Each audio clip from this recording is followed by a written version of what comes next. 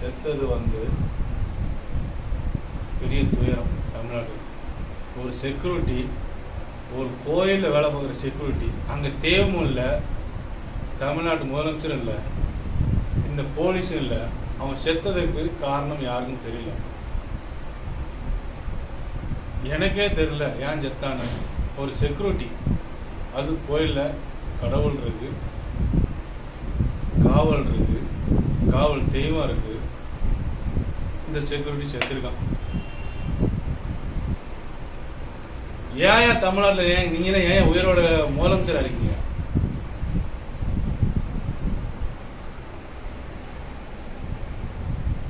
இல்லை, இப்போ அவர் அந்த செக்யூரிட்டியை எதுக்காக கொன்னாங்கங்கிறத மட்டும் கொஞ்சம் சொல்லுங்களேன். நான் முன்னாடி உள்ளதை ரெக்கார்டு பண்ணல, உங்களுக்கு தெரியும். இல்லை ரீசனை மட்டும் ஒரு வேர்டில் சொல்லுங்கள். ரீசன் என்னன்னா, செக்யூரிட்டிக்கு எதையோ ஒன்று நேரில் பார்த்துட்டான்.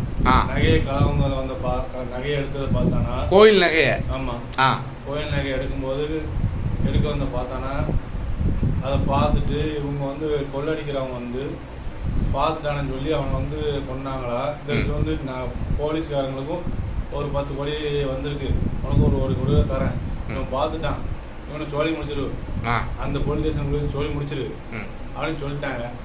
இவன் வந்து சோழி முடிச்சிட்டான்.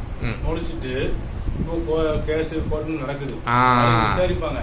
விசாரிக்கும் போது அந்த போலீஸ்காரன சொல்லுவான், ஐயா இந்த மாதிரி எனக்கு 1 கோடி கொடுத்தாங்க, என்ன பண்ணிட்டாங்க. அப்படி கூட சொல்ல மாட்டான். ஏன்னா போலீஸை பொறுத்த வரைக்கும் மக்களுக்கும் போலீஸுக்கும் சம்மந்தமே இல்லை. மக்கள் போலீஸை பார்த்து இல்லை. இப்போ நீங்கள் கரெக்டாக சொல்கிறீங்க. இந்த வீடியோ நான் வெளியே விடணுமா யூடியூப்லேயோ? நீங்கள் யூடியூப்பில் விடுங்க, இல்லை இன்ஸ்டாகிராம் விடுங்க, எதுலேயே விடுங்க.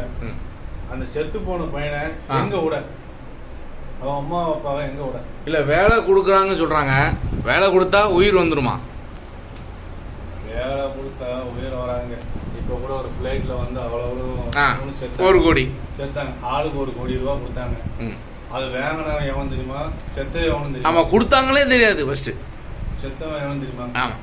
வேங்கினவன் தெரியுமா? கொடுத்தது கவர்மெண்ட் கிடையாது, ஃப்ளைட்டுக்காரன். ஆமாம், ஃப்ளைட்டுக்காரனை கவர்மெண்ட் எந்த ஆக்ஷனுமே எடுக்கல. ஆமாம், ஒரு தண்டனையுமே கொடுக்கல. அவ்வளோதான். அதாவது 1 கோடி கொடுத்தோம்னா கவர்மெண்ட் நல்லதாக போயிடும். ஃப்ளைட்டுக்காரனை இத்தனை பேர் செத்தாங்கல்ல, ஒருத்தன் பொண்ணா இவ்வளோ ஒரு பனிஷ்மெண்ட்னு சொல்கிறாங்கல்ல, அதே மாதிரி ஃப்ளைட்டுக்காரன் மொத்தம் கிட்டத்தட்ட 200க்கு மேலே கொண்டிருக்கான். அவனுக்கு என்ன பனிஷ்மெண்ட் கொடுத்தாங்க? ஒன்றும் கிடையாது, காசு வாங்கிட்டு விட்டான். அவன் வந்து என் கம்பெனி இப்படி ஆச்சுன்னு